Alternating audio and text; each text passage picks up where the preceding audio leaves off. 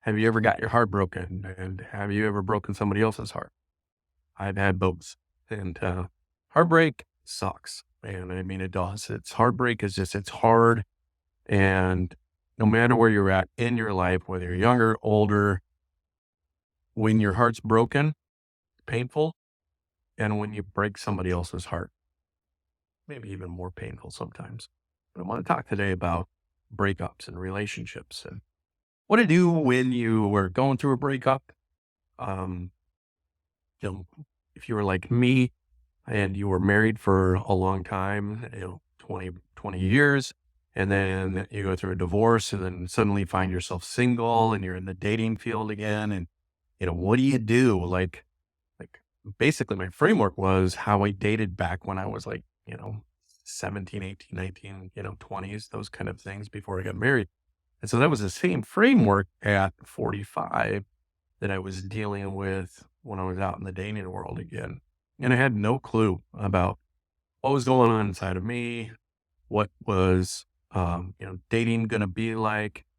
And I'll talk about that a little bit more. But what brought this all up for me was this past weekend, I got my hair cut and my barber, he's been a friend of mine for years. And I've walked with him through many different things, um, including a marriage breakup.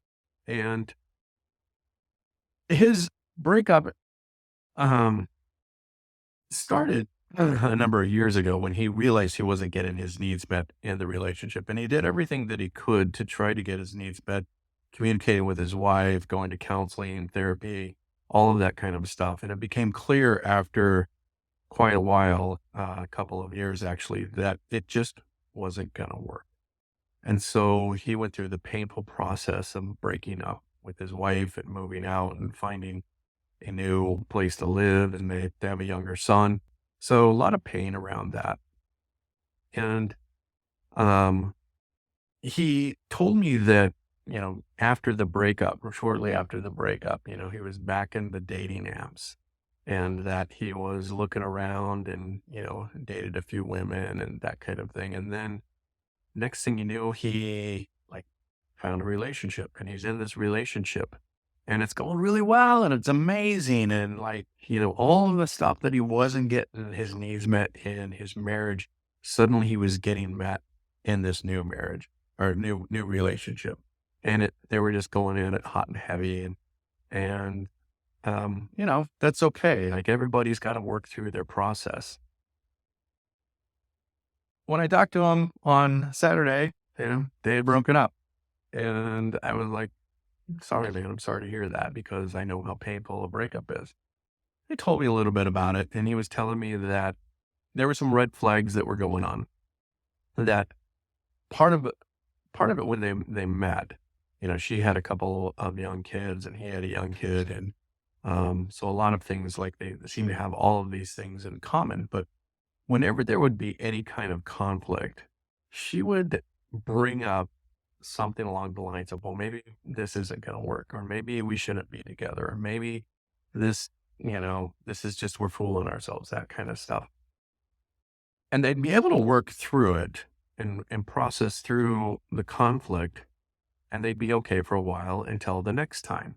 Next time he did something to let her down. The next time he did something to disappoint her. And then they would come out well, maybe this just isn't going to work. Maybe you're not the right guy for me.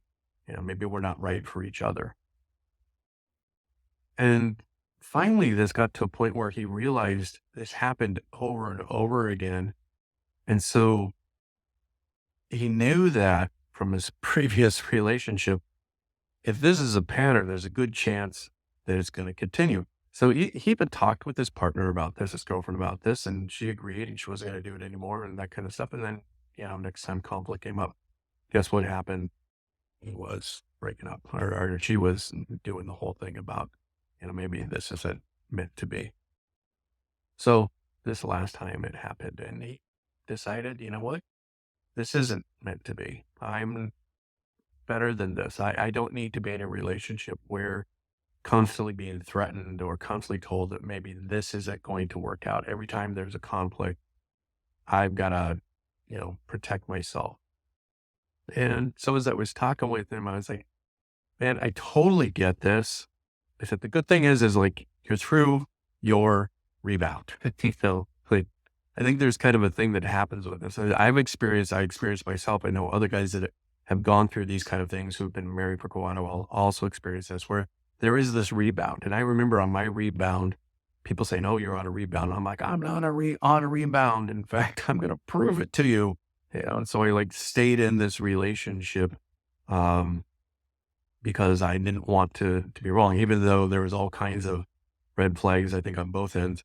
But primarily, um, that was my rebound. And, don't do what I did. I married my rebound and it lasted for a couple of months and then it imploded totally on me. A lot of my stuff I had not cleared up. I hadn't cleared up at all.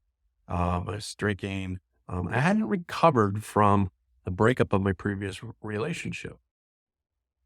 And once you've broken up, if you've been married for quite a while and you break up with somebody and then you meet someone and all of a sudden they're meeting all of these needs that you've never had that were met in your relationship. And a lot of times these needs are sexual. She's doing things, we're having more sex than than I had forever. And if I'm, finally feeling like sexually free and I can talk about sex and not be shamed and all those kind of things. And suddenly you start to realize that I have found something here that is making my pain go away. Like the pain of my breakup and the newness of this relationship was anesthetizing the pain from my breakup. But it wasn't healthy at all. I wasn't healthy. So I said to him, like, good news is you didn't do what I did. You didn't get married. You went out and um, you did the hard thing. Like you broke up with her. Good on you.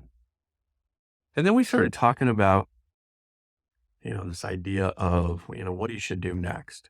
And he was telling me that, he thought maybe he needed to take a break. And I said, I think that's a great idea. One of the things that I often encourage guys or my clients who are gone through a breakup, before you get into the next relationship, do what's called a feminine cleanse, which means you are going to separate yourself as much as possible from all things feminine.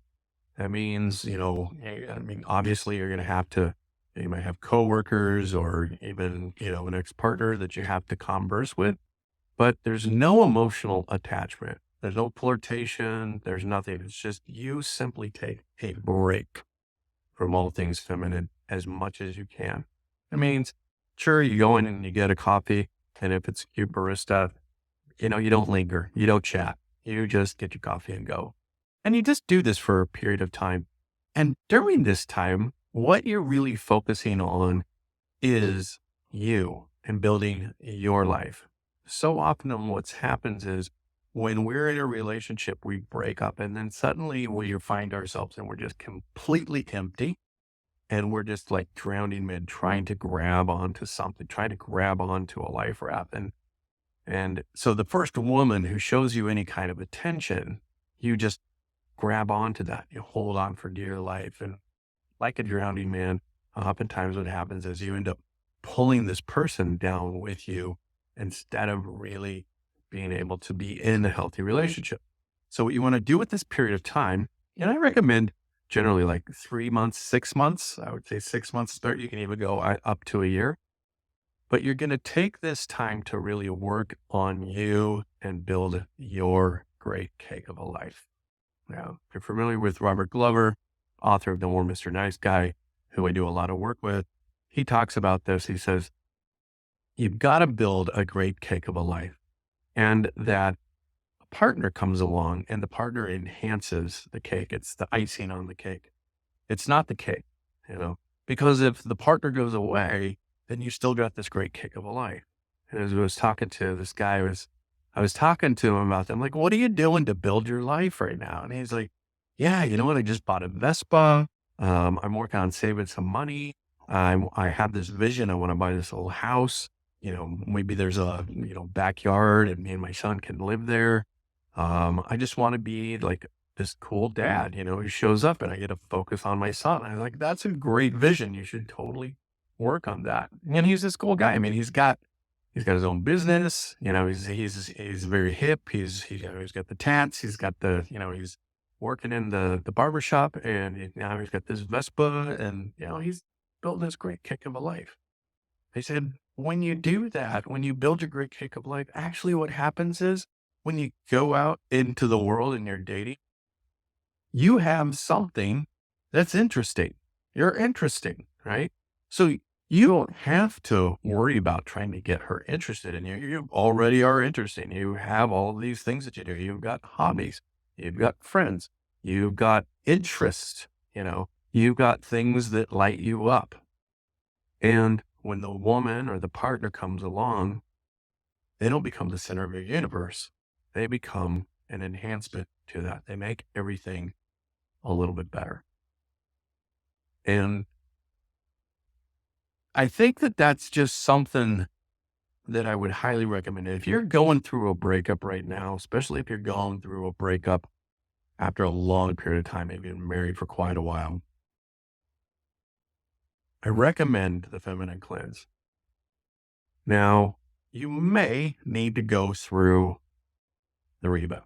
I get it. In fact, I think I needed to go through that rebound. I wish it to God it wasn't as messy as it was, and there wasn't the damage that was done in that relationship.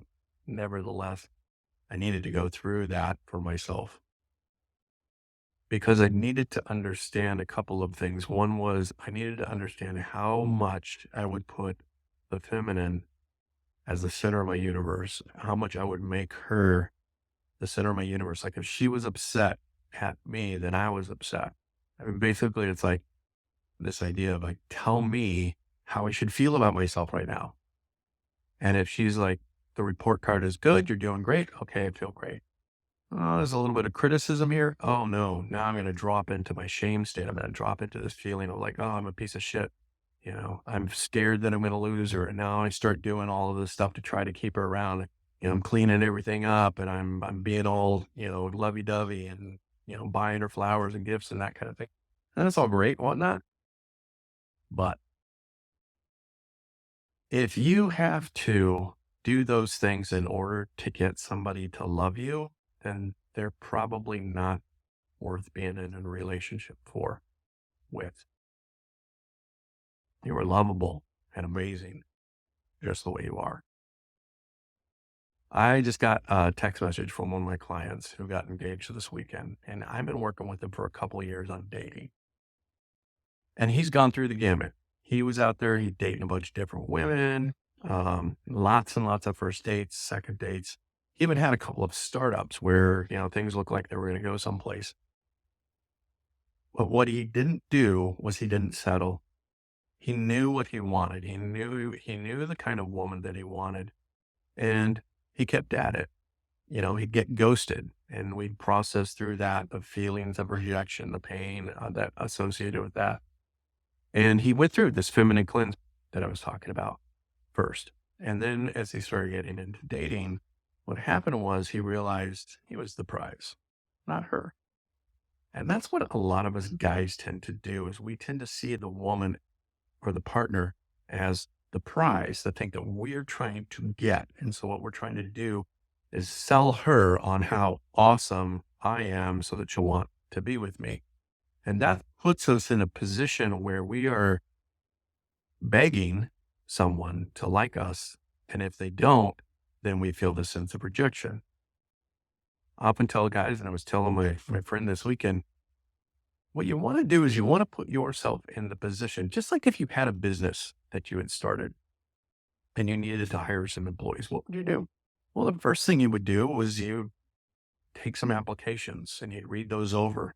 And then you'd look at a couple of the applications and say, hey, these people look like they might be qualified.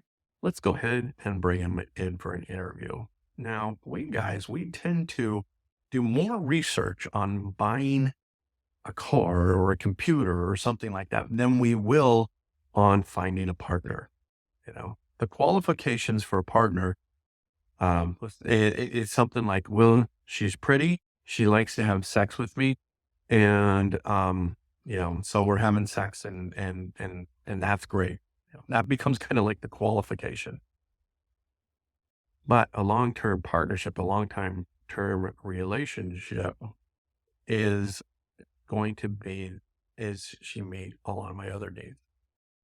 So just like you wouldn't go out and just pick somebody up off the street and the first person that you saw and hire them to come run your organization, you shouldn't do the same thing with dating. So you collect a bunch of applications.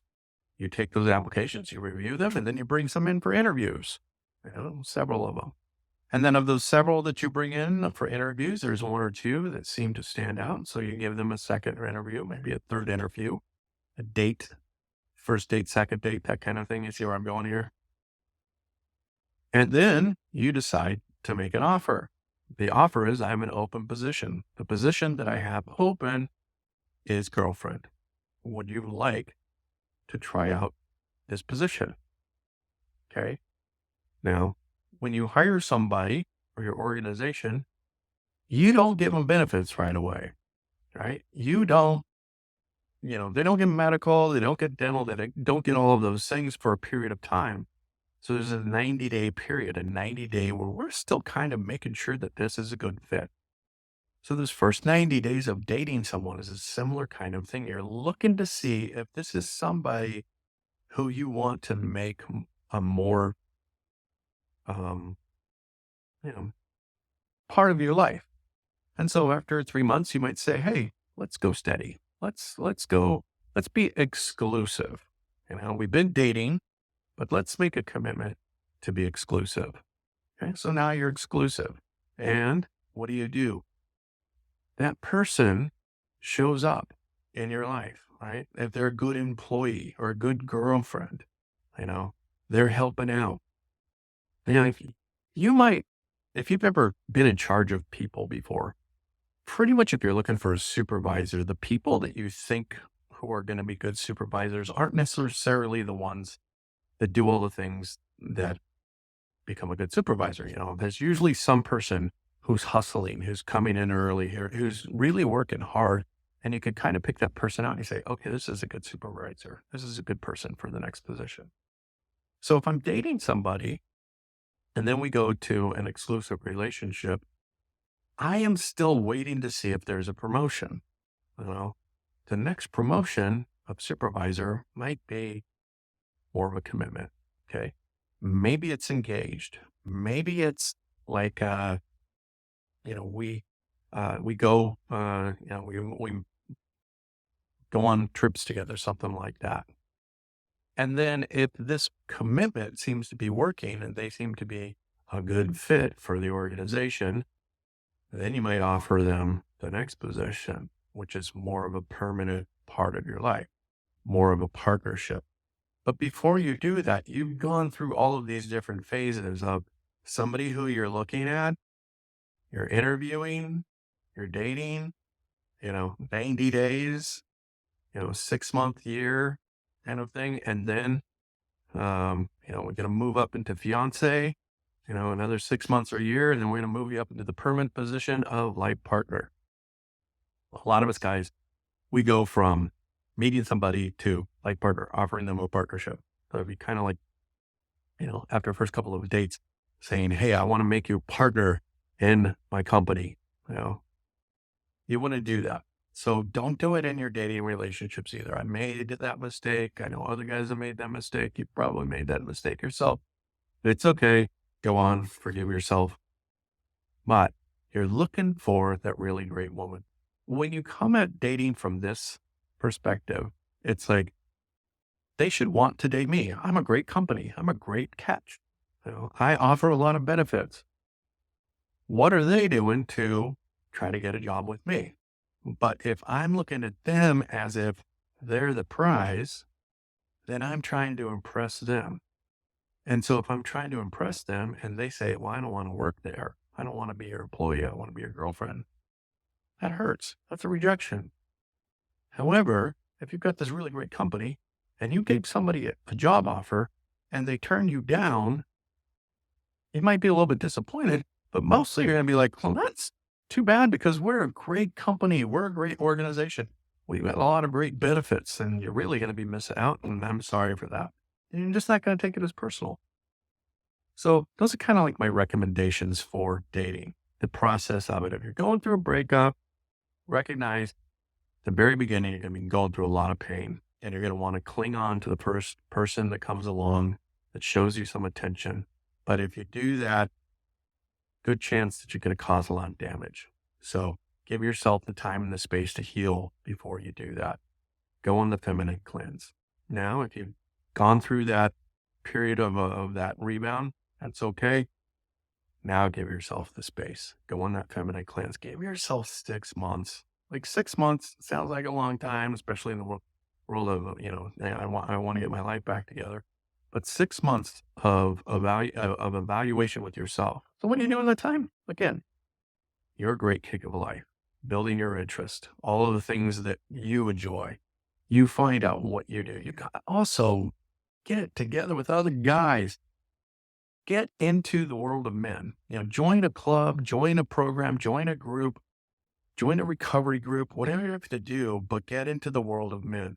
That is going to help you heal faster and keep you on a better track. If you've got brothers in your life who are speaking into your life and giving you wisdom and insights and helping you work through the pain and of that heartbreak, then jumping into a relationship with somebody. All right. That's what I got for you today. I hope this has been helpful. If it has, go ahead and comment in the comments below. If it hasn't, comment in the comments below. And I try to get back to everybody with who's made comments. Like and subscribe this channel. And I will see you next time.